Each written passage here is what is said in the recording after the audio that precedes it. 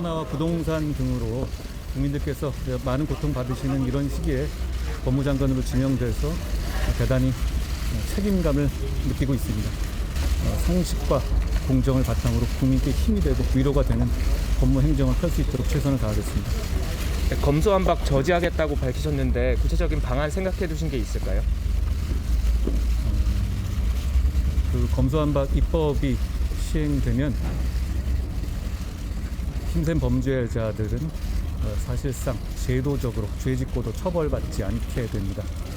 서민 민생 범죄는 캐비넷에서 잠자고 서민들은 권리 구제 자체를 포기하게 될 겁니다. 결국 이 법안이 통과되면 피해를 보는 것은 오로지 힘없는 국민들 뿐입니다. 민주공화국에서 검찰의 할 일은 그런 힘없는 국민들을 범죄로부터 보호하는 겁니다. 그리고 할 일을 제대로 하는 검찰을 두려워해야 할 것은 오직 범죄자뿐입니다. 이제는 지난 5년간 무슨 일이 있었길래 이렇게 명분 없는 야반 도주구까지 벌여야 되는지 국민들께서 많이 궁금해하실 거라고 생각합니다. 네, 한동훈 법무부 장관 후보자 역시 지명되자마자 뉴스 중심으로 떠올랐습니다. 검수완박에 대해서 이번에 야반 도주국 이런 표현까지 쏟아냈는데요.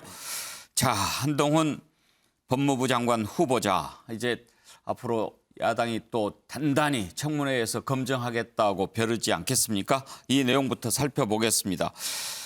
야반 도주 그 부분만 한번 다시 들어볼까요?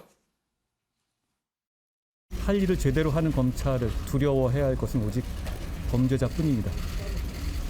이제는 지난 5년간 무슨 일이 있었길래 이렇게 명분 없는 야반 도주구까지 벌여야 되는지 국민들께서 많이 궁금해하실 거라고 생각합니다. 신경민 의원 참 표현이 세죠? 정말 세네요. 네. 물론 한동훈 굉장히 머리 좋고 똑똑하고 그건 뭐 저 소문이 난 거긴 한데 투쟁력, 투지력 뭐 이런 거 아마 대단할 것 같고 청문회가 굉장히 소란하겠다라는 느낌이 들고요. 지금 한덕수 국무총리 청문회가 굉장히 좀 시끄럽지 않겠느냐라고 생각했는데 이게 보니까 포커스와 스타가 바뀌었습니다. 한동훈 넘버 1 예. 그리고 보건복지부 장관 넘버 2 예. 사회부총리 넘버 3 이렇게 순위를 매길 수 있을 것 같습니다. 신경민 의원 생각이신가요? 민주당의 민주당의 많은 사람들이 이렇게 보고 있습니다. 거의 그렇게 보고 있는 것 같죠? 그 다음에 한덕수 총리쯤 되지 않나 이렇게 생각하는데요. 예. 이거 아주 전선이 굉장히 많아졌고 치열하고 이거 국민들 입장에서 이걸 보는 게 즐거운 일인지 불안할지 잘 모르겠습니다. 한덕수 총리는 자칫 한동훈 후보자 때문에 유탄 맞는 거 아닌가요? 그럴 수도 있겠죠. 예. 지금 두 한씨가 굉장히 화제의 중심으로 옮겨가고 있다는 느낌을 줍니다. 예, 한덕수 총리 후보자는 좀 이따 다시 한번 보기로 하고 정태근 의원. 네. 한동훈 장관 후보자 이제 청문회를 앞두고 있잖아요. 대개 후보자들이 청문회 앞두고는 조금 말도 좀 조심조심 하는데 거침이 없습니다. 왜 그렇다고 보십니까? 본인의 스타일 수도 있고요. 또 한 가지는 아마 이제 당선인이 본인을 법무부 장관에 상당히 파격적으로 등용한 것이 당당하게 이 법과 원칙을 얘기해라라는 뜻일 수도 있는데 저는 그러함에도 불구하고 이제는 이제 그동안 탄압받던 검사장에서 이제는 소위 대한민국의 법무행정을 총괄해야 되는 그리고 검찰도 다 지휘를 해야 되는 법무부 장관 후보자로 등장한 상황이거든요. 예.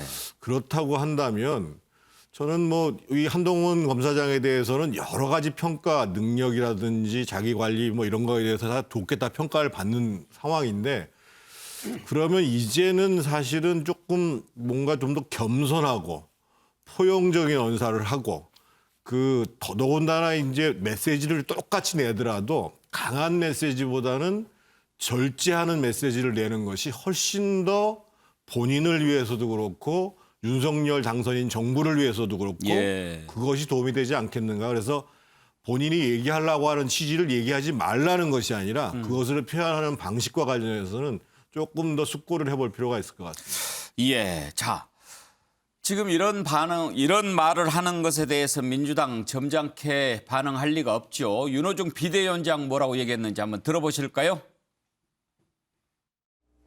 한동훈 법무부 장관 지명은 국민에 대한 선전포고입니다. 신복을 앞세워 사정기관을 장악하고 무소불위 검찰 권력으로 공안 통치를 자행하겠다는 선언인 것입니다. 법무부와 검찰이 야합하면 고위공직자 인사는 검찰의 손아귀에 들어갈 것이고 모든 부처는 법무부의 감시와 통제를 벗어날 수 없게 될 것입니다. 검찰공화국의 완성입니다. 차기 정부의 일말의 기다를 걸었던 국민에 대한 선제 타격이 아닐 수 없습니다. 예, 선제 타격, 윤석열 당선인이 썼던 표현이죠. 지금 윤호중 비대위원장이 한동훈 후보자 지명을 국민에 대한 선제 타격이다 이렇게 했는데 국민의힘은 뭐라고 반응했습니까? 한번 보실까요? 한동훈 법무부 장관 후보자에 대한 정치 공세가 날이 갈수록 심해지고 있습니다. 마치 한동훈 검사장이 한동훈 후보자가 무슨 불법 행위를 저질른 양 아니면은 검사로서 자신의 직무를 제대로 하지 못한 것인 양 이렇게 몰아세우고 있습니다. 채널A 검언 유착 사건의 피의자인 양 몰아세움으로써 한동훈 검사장이 마치 범죄자가 큰 범죄를 저지른 사람처럼 낙인이 찍혔습니다.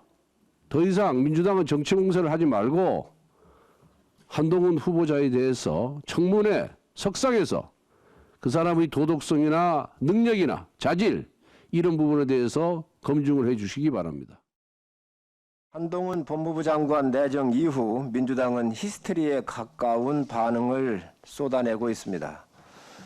윤호중 비대위원장은 국민에 대한 윤석열 당선인의 선전포고라고 말을 했고 박홍근 원내대표는 대국민 인사 테러라며 차라리 별장 성접대 김학의가 낫겠다는 얘기까지 나온다고 비꼬았습니다. 한동훈 지명자에 대한 민주당의 격한 감정적 대응을 국민들은 이해를 못하고 있습니다. 공정과 정의를 지키기 위해 살아있는 권력을 수사하고 정권에 의해 핍박받던 의로운 검사의 일할 기회를 뺏는다면 이게 공정한 나라입니까? 예, 자, 현근택 변호사. 지금 네. 이제 국민의힘에서는 아니 청문회를 열어서 문제가 있는지 없는지 네. 이거를 좀 살펴봐야지 왜 묻지도 따지지도 않고 반대냐 이런 입장입니다. 민주당은 어떤 입장입니까? 뭐 다른 사람이면 그러겠습니까? 한동훈이니까 그런 거겠죠, 당연히. 뭐 제가 보기에는 진짜가 나타난 거죠. 어찌 보면 이제 윤석열의 최측근. 예. 제가 보기엔 뭐 거의 이 정부에서 2인자 역할을 할 것 같은데 뭐 황태자 역할이라고 봅니다. 왜냐하면 지금 나오는 권성동 원내대표나 장제원 의원과는 완전히 차원이 다르죠. 이분들은 뭐 정치 들어와서 한 거기 때문에 불과 뭐 1년 사이지만 한동훈 지금 후보자와는 한 20년 가까이 됐거든요. 사이가, 관계가. 그렇게 본다 그러면 굉장히 일단 지금의 정치권에 있는 사람이 제일 가깝다라고 봐야 되기 때문에 모든 아마 포커스들이 한동훈 뭐 지금 후보자한테 갈 수밖에 없고 한동훈 검사장을 지금 법무부 장관을 임명한 것도 뻔하지 않습니까? 이분이 평생 수사를 해온 분인데 그동안 또 지금 현재 여권과 굉장히 대립해 왔고 본인 스스로도 또 특정인 거명하면서 이런 사람한테 책임 물어야 된다 이랬거든요. 그럼 당연히 앞으로 어떻게 할지 뻔히 보이기 때문에 예. 민주당 입장에 당연히 뭐 반발할 수밖에 없는 것 같습니다. 안 봐도 안다. 네. 윤희석 대변인은요. 어떤 입장입니까? 아니 굳이 한동훈 후보자에 대해서 한동훈이기 때문에 그렇다라고 하시는 것은 좀 심하죠. 한동훈 후보자가 지금까지 한 말 중에 이치에 맞지 않는 말이 뭐가 있겠습니까? 그리고 예를 들어서 윤석열 당선인이 이분을 뭐 검찰총장이라든지 아니면은 뭐 서울중앙지검장이라든지 이렇게 수사를 직접 지휘할 수 있는 위치에 있는 직위에 지명했으면 또 모르겠어요. 근데 법무부 장관 후보로 지명을 하지 않았습니까? 법무부 장관은 수사하고는 관계없어요.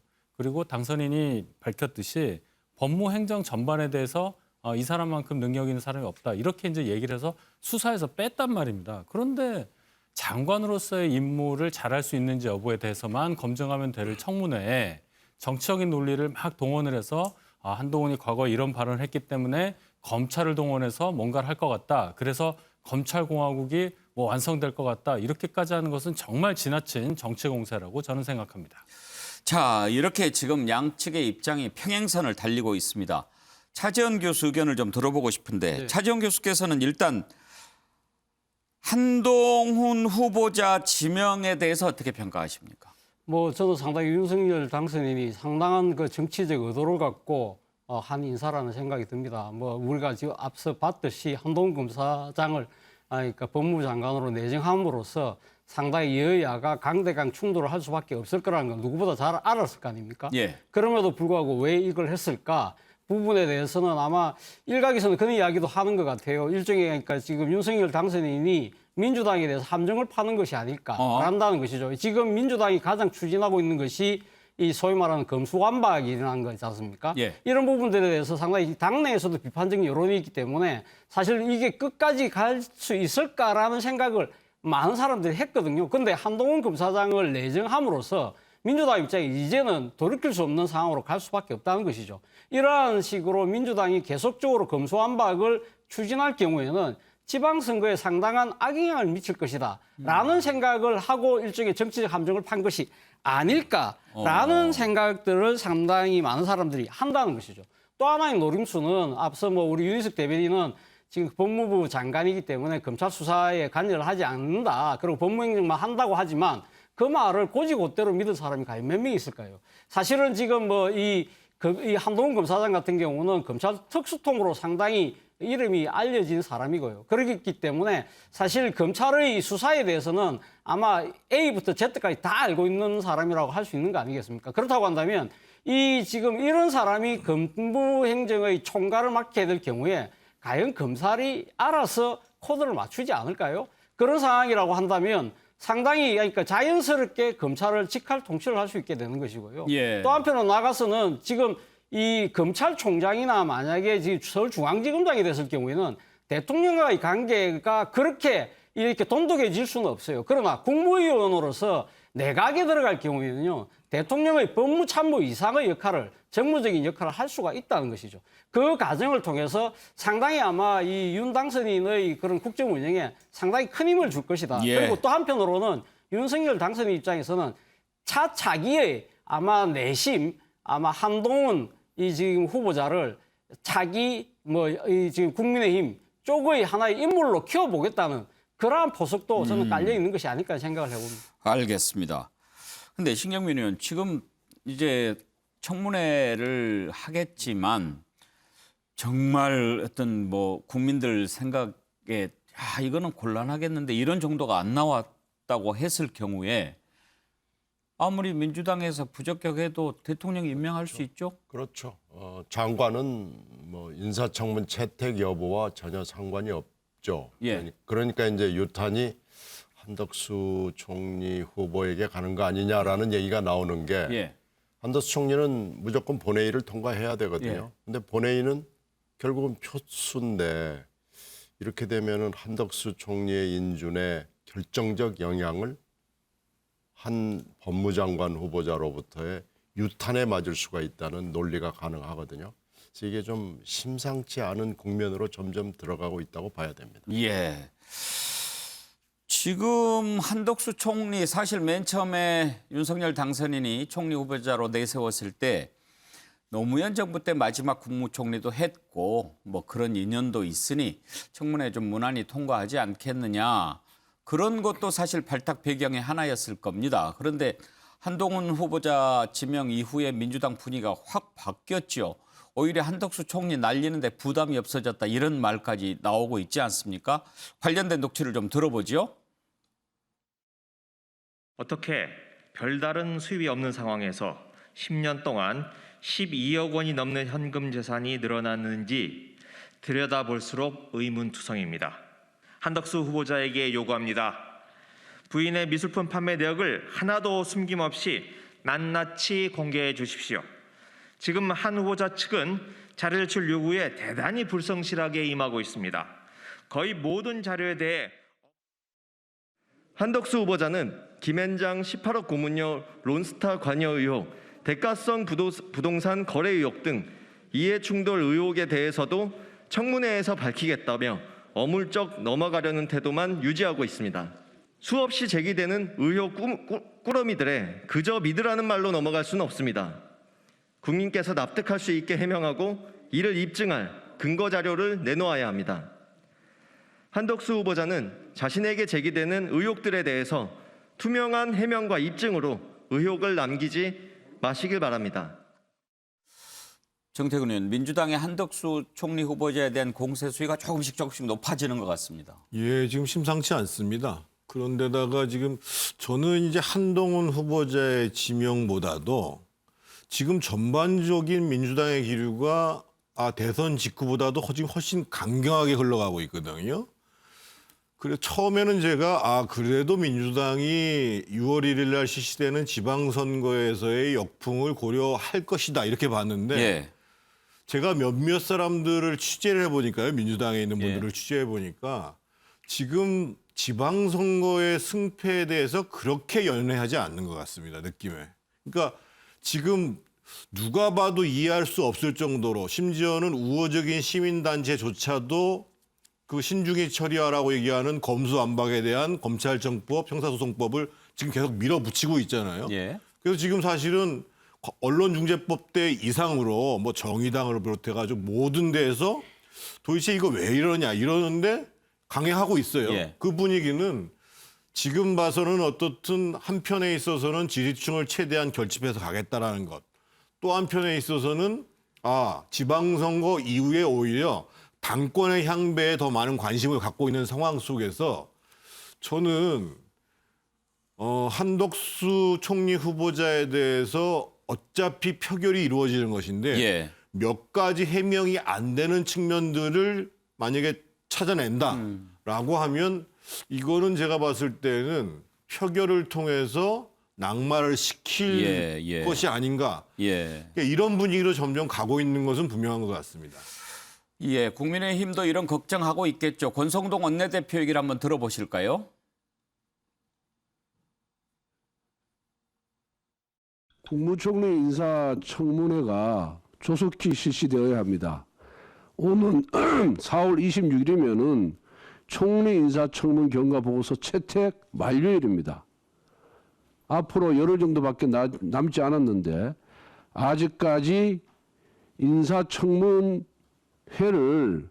단 한 번도 개최하지 못했다는 것은 자칫 잘못하면은 새 정부 출범을 방해하고 또 새 정부의 발목을 잡는다는 그런 오해를 살 수 있다는 말씀을 드립니다. 민주당에서는 하루빨리 국무총리 인사청문회를 개최해서 청문회 일자를 잡아주시기를 다시 한번 부탁드립니다.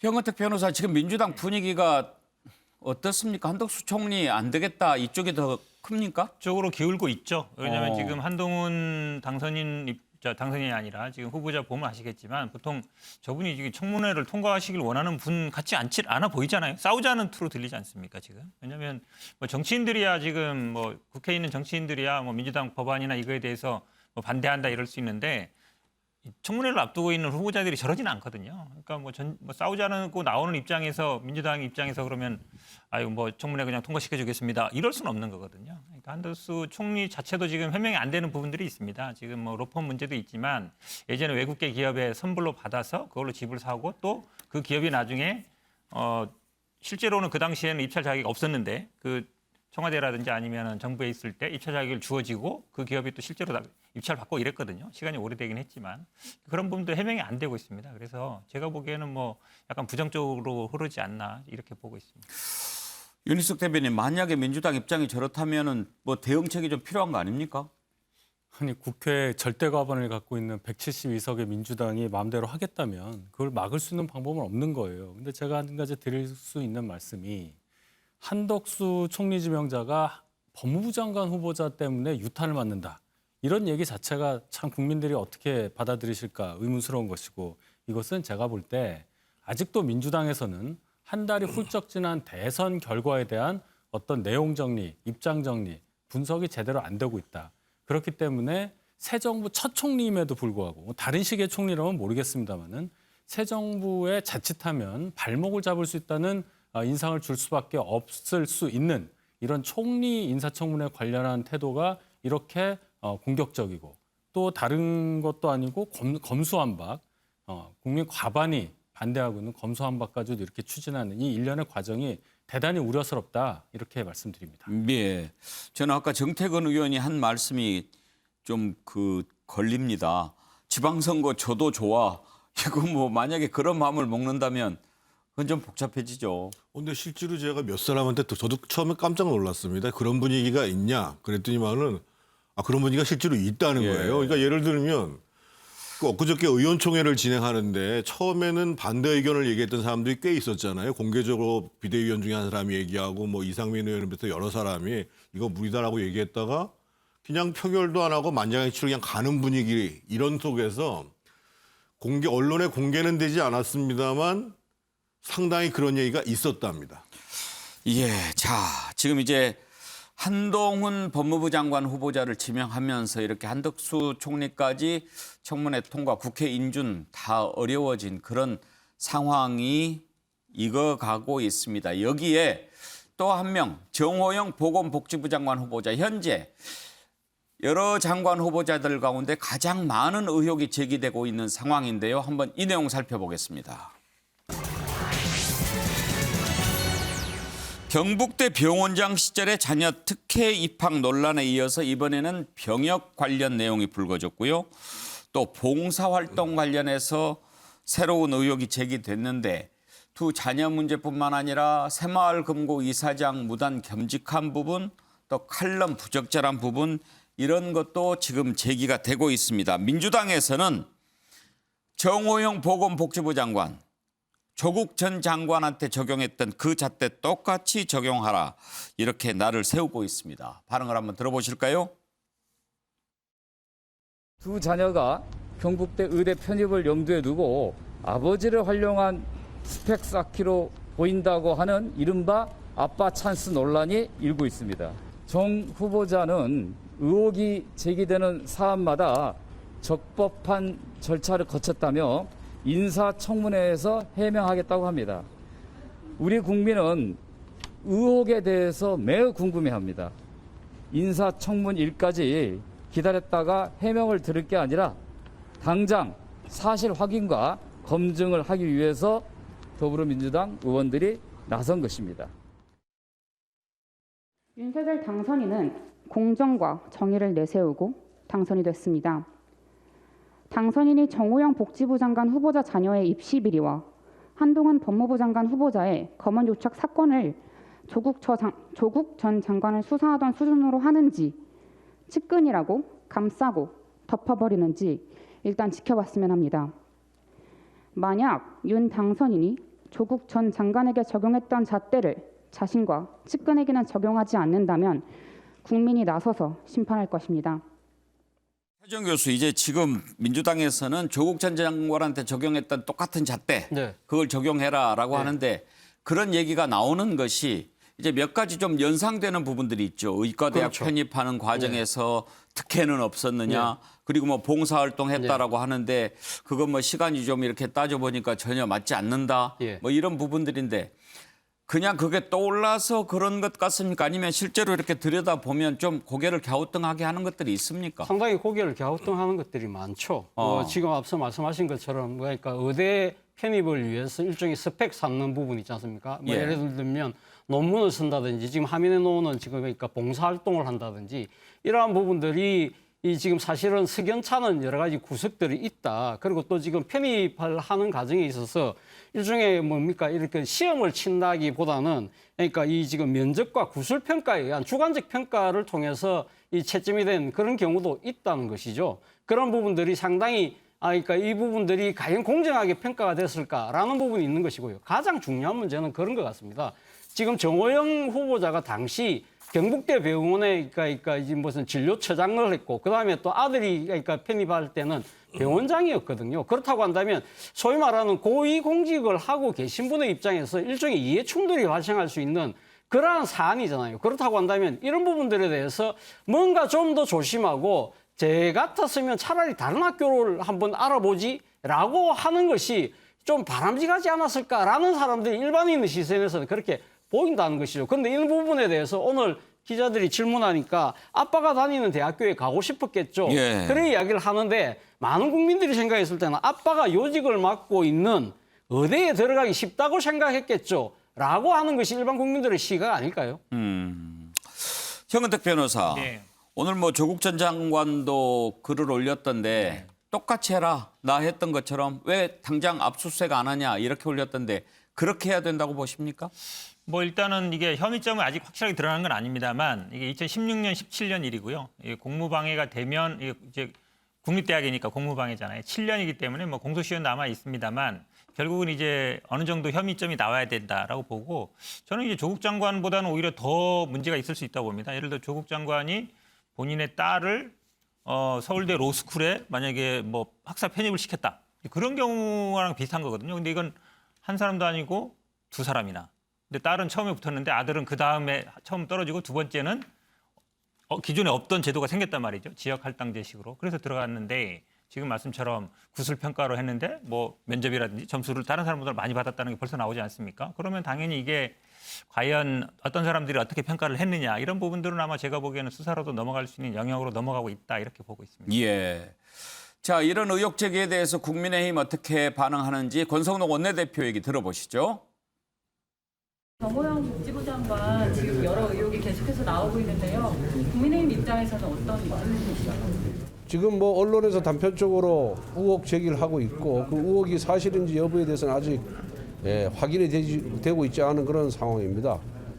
청문회를 통해서 우선 그 부분에 대해서 검증을 할 필요가 있다 이렇게 생각하고 있습니다.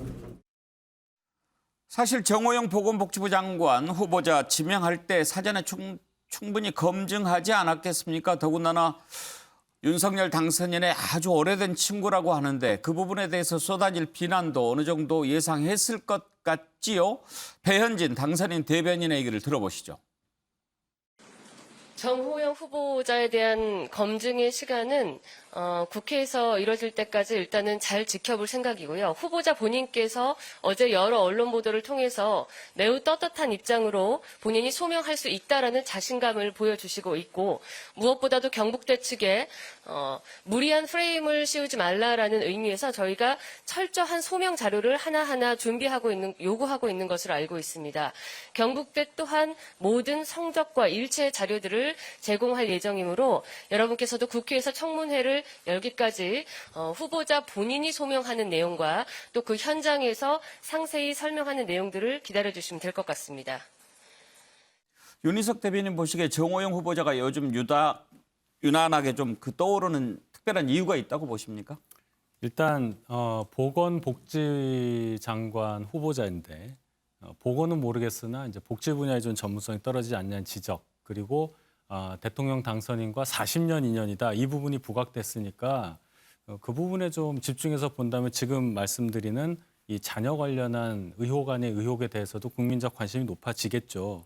근데 여기서 말씀드릴 것은 조국 장관 프레임에 이미 갇힌 것은 인정할 수밖에 없겠습니다. 사안이 대단히 비슷한데 다만 다른 것은 수사 운운하기에는 아직 그 범죄 혐의 이런 것들이 나온 게 없기 때문에 그건 좀 성급하다 이렇게 말씀을 드리고 인사청문 과정에서 이것이 검증이 될 것이고 또 배현진 대변인 말씀하셨듯이 어느 정도 본인이 소명할 자신이 있다고 하니까 그 과정을 지켜보자는 건데 다만 여기서부터는 정호영 후보자 본인의 몫이다. 즉 조국 장관 사례와 다르다는 것을 증명하는 것은 정호영 후보자가 해야 되는 몫이다. 이렇게 말씀드리겠습니다. 예, 신경민 의원. 그런데 이제 참 윤석열 당선인하고 조국 전 장관 그 일을 떼놓고 생각할 수가 없지 않습니까? 그렇죠. 지금 윤석열의 조국이 된 거죠. 예. 그러니까 이건 지금 일단 검증이 좀 잘 안 됐다는 느낌을 주고요. 40년 직이라는 이유를 바로 지명된 직후에 본인의 입을 통해서 나왔는데 이건 정말 뭘 잘 모르고 하는 건데 이렇게 되면은 인사의 원칙이 능력이라고 지금 얘기를 했거든요. 전문성과 능력이라고 그러는데 그게 아니고 아는 사람, 친한 사람, 내 멋대로가 인사의 원칙이 아니겠냐라는 얘기가 될 수밖에 없는 거고 이 부실한 검증이라는 이 비난을 피해가기가 어렵습니다.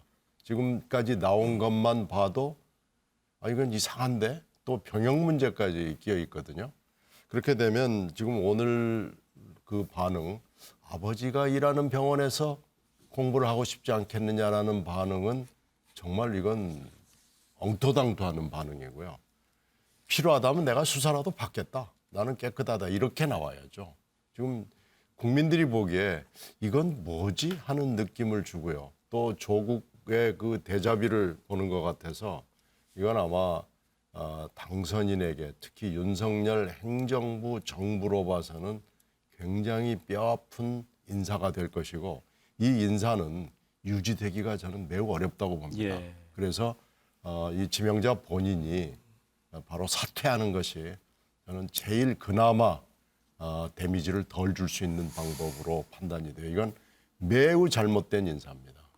정태근 의원, 아무래도 이제 지금 뭐 민주당이 모든 후보자들에 대해서 다 검증을 하겠지만 특별히 관심을 가질 만한 후보자들이 있지 않겠습니까? 그런데 이제 보면 한동훈 후보자, 또 정호영 후보자 같은 경우에는 윤석열 당선인과 매우 가까운 그런 사람이라는 공통점이 있어요.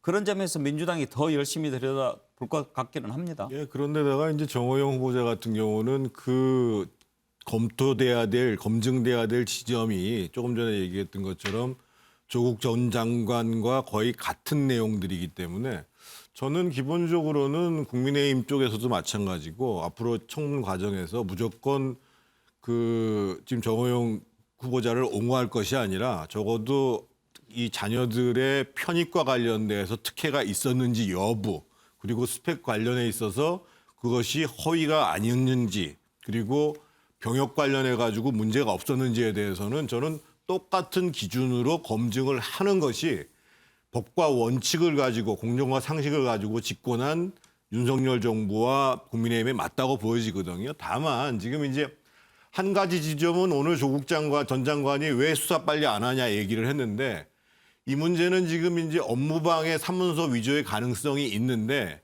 지금 검찰의 수사 영역이 아니에요. 왜냐하면 형사소송법을 바꿔놨기 때문에 조국 장관 때 지금 6대 범죄만 수사할 수 있는 내용이거든요. 그래서 이거는 한다고 그러면 경찰에서 지금 수사를 해야 되는 문제고 지금 현재 이제 고발이 이루어지지를 않았어요. 그래서 인지수사기에는 구체적인 내용이 없다. 이런 점들을 좀 말씀드려야 될 것 같고. 예. 두 번째로는 지금 이제 스스로 사퇴하는 것이 낫지 않냐라는 말씀이 계셔서 말씀을 드리는 건데 저는 청문회를 하고 이 문제에 대해서 후보자 본인이 국민들이 납득할 만큼의 해명을 하지 못한다고 한다면 본인이 사퇴하든 아니면 당선인이 이것은 국민들에 봤을 때 그 지명을 안 하는 것, 계속 임명을 안 하는 것이 맞다라고 판단할 거거든요. 그래서 지명 철회. 적어도 국민의힘도 같은 수준에서 검증을 하는 조건으로 청문회는 정상적으로 진행이 되고 그런 다음에 결과를 판단하는 것이 바람직하지 않겠는가 이런 생각입니다. 네, 자 지켜보아야지요. 다음으로 넘어가겠습니다. 안철수 위원장 하루 만에 복귀했습니다. 어제 저녁에 윤석열 당선인과 만났다고 하는데 무슨 얘기가 오고 갔을까요? 자, 어제 저녁에 만나서 한 2시간 동안 얘기를 나눴다고 하는데 장제원 비서실장이 뭐 웃음이 뭐 넘쳤다, 화기애애했다 그랬는데 글쎄요. 안철수 위원장이 웃을 분위기였을까요? 웃음소리가 가득했을 정도다라고 했는데 웃었다고 그래도 좀 의아스럽긴 하네요. 오늘 아침에 안철수 위원장 발언을 한번 들어보시죠. 공동정부 정신이 훼손될 만한 일이 있었습니다만 다시 국민들께 실망을 끼쳐드리는 일은 없어야 한다는데 인식을 같이 했습니다. 그리고 인수위원장으로서의 업무는 국가와 국민의 미래를 위한 엄중한 일이기 때문에 임기 끝까지 제가 최선을 다해서 우리 국가를 위해서 일을 완수할 생각입니다. 앞으로 국정 전반에 대해서 인사라든지 정책에 대해서 심도 깊게 논의를 하기로 했고 특히 보건의료 그리고 과학기술 또한 중소벤처 그리고 교육 분야에 대해서는 더 제가 전문성을 가지고 더 깊은 조언을 드리고 관여하기로 했습니다. 예, 자 어제 어떤 얘기가 오고 갔는지는 잘 모르겠습니다만 차지원 교수 네. 마지막 부분이 상당히 좀 주목할 만합니다. 보건의료, 과학기술, 중소벤처, 교육 이렇게 4가지 분야를 특정하면서 이 부분에 대해서는 더 조언을 하고 더 관여하기로 했다. 그 전에 뭐 문서화하지 않았잖아요. 네. 합의할 때 종이 쪼가리 같은 것보다는 서로 신뢰하자라고 했으니까. 이번에는 그러면 문서로 남겼을까요?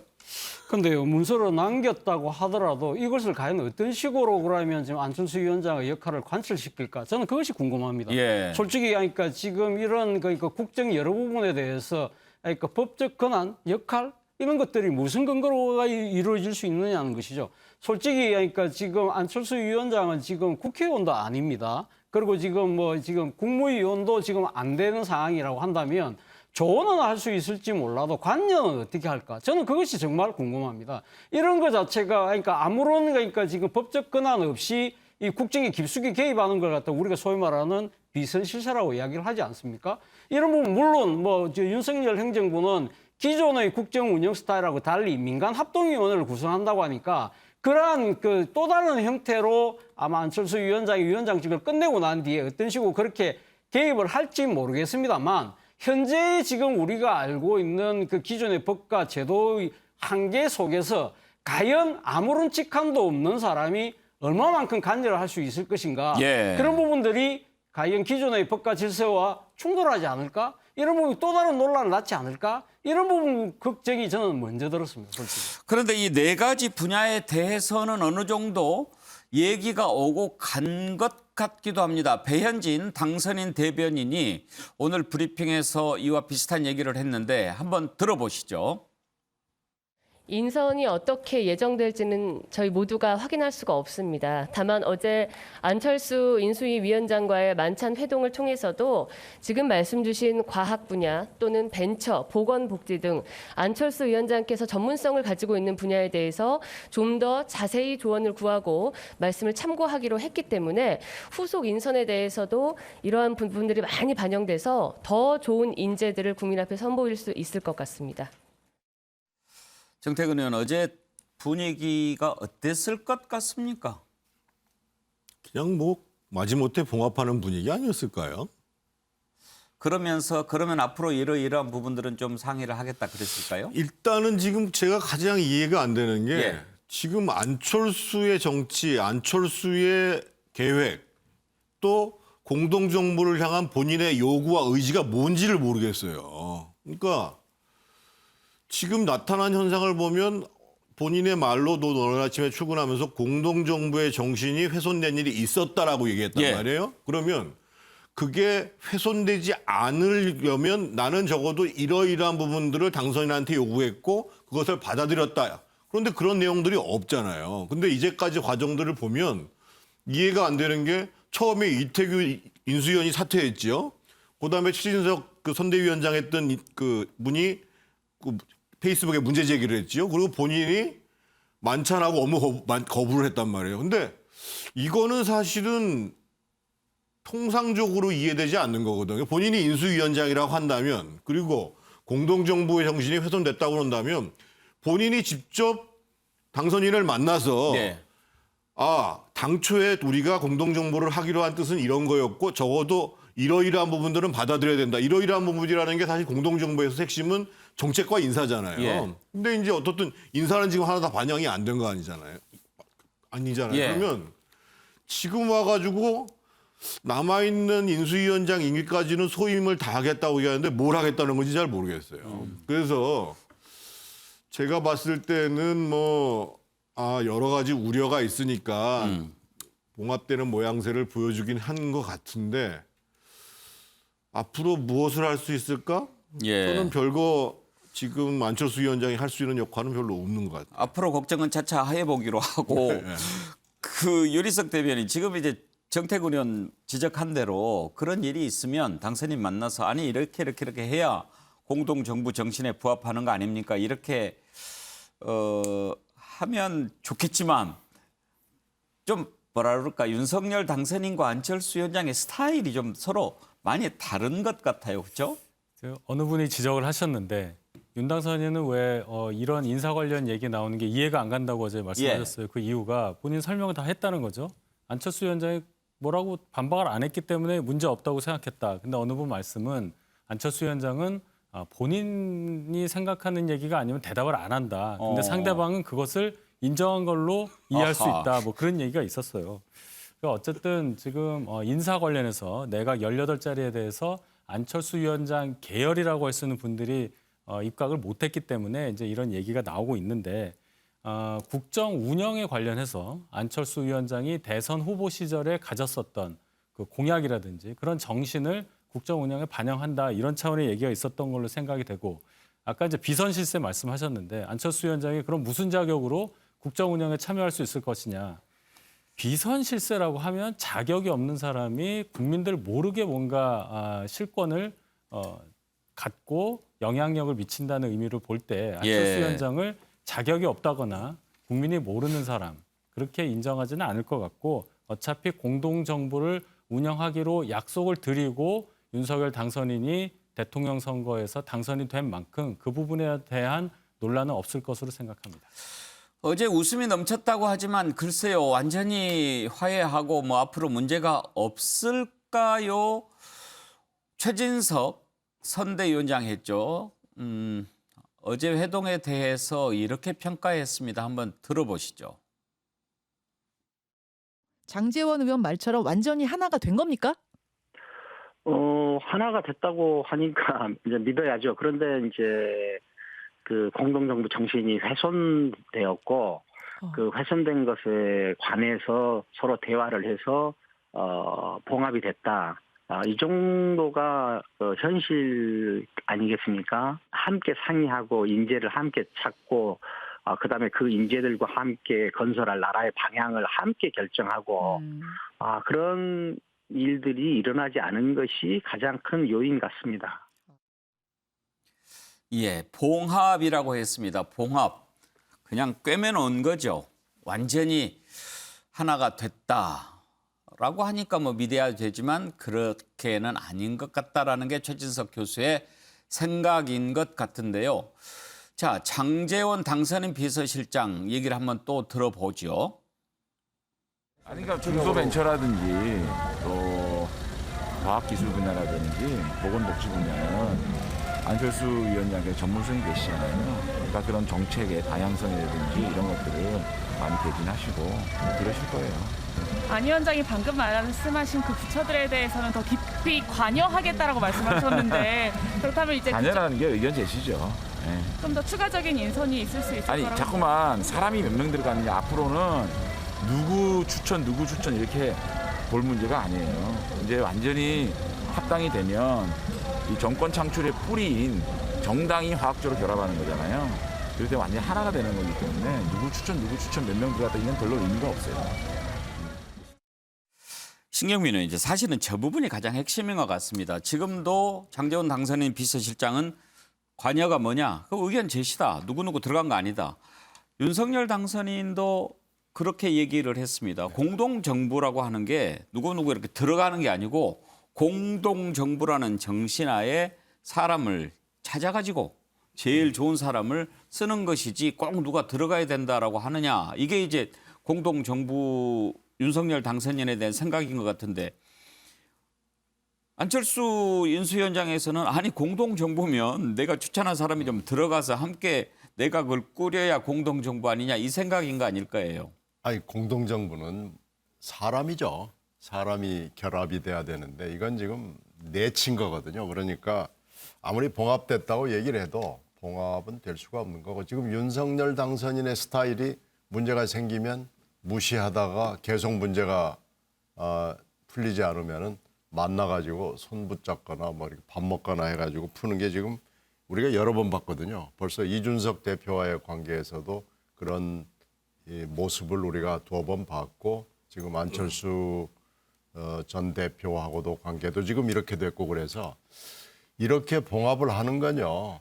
정말 뭐 무슨 강력 본드가 있지 않으면 이건 땜빵입니다. 이건 뭐 조금 있으면 또 나올 거고 아마 틀림없이 뭐 조그마한 뭐 위원장이나 이런 자리를 하나 주고 그러고는 의견을 듣지 않을 거기 때문에 또 나올 거고요. 지금 안철수 전 대표가 선택지 3개를 놓고 고민하다가 총리는 안 하겠다고 본인이 했고 경기지사도 안 나가겠다고 그랬고 지금 당으로 돌아가겠다고 그랬는데 이게 또 공천에서 또 붙습니다. 예. 지금 17개 시도지사 플러스 뭐 여러 가지 지금 단체장과 의원들이 굉장히 많은 숫자가 걸려 있는데 여기서 또 불거질 거거든요. 예. 그래서 이 봉합은 저는 며칠 못 간다고 봅니다.